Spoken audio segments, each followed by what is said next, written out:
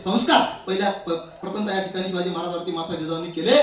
म्हणून जर खरं तर परिषदमध्ये ज्या देशामध्ये स्त्रियांची सुरक्षितता नाही त्या देशामध्ये कुठल्याच देशाची उन्नती होऊ शकत नाही. म्हणून ज्या पहिल्यांदा स्त्रियांचा सन्मान करायला शिका, मगच देशाची उन्नती करायला शिका आणि समाजाचा आपला दर्जा राखायला शिका, असं म्हणणारे स्वामी विवेकानंदाचे कुठेतरी आम्हाला विचार खऱ्या अर्थाने या ठिकाणी महत्त्वाचे वाटायला लागतात.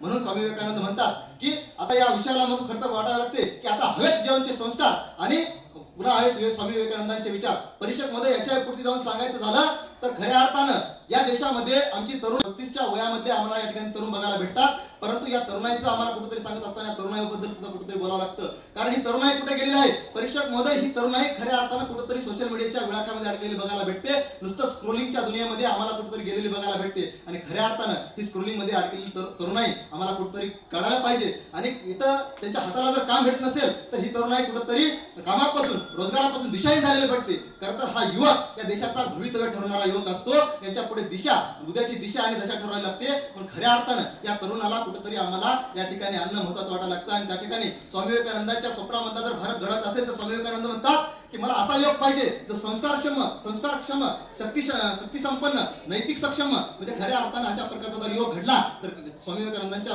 स्वप्नामधला भारत नक्कीच घडेल.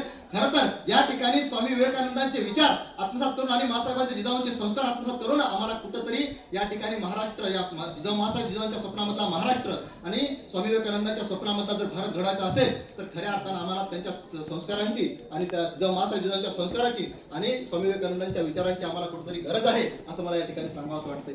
तर परिषदमध्ये ज्या वेळेस राष्ट्रमाता मासाहेब जिजाऊंनी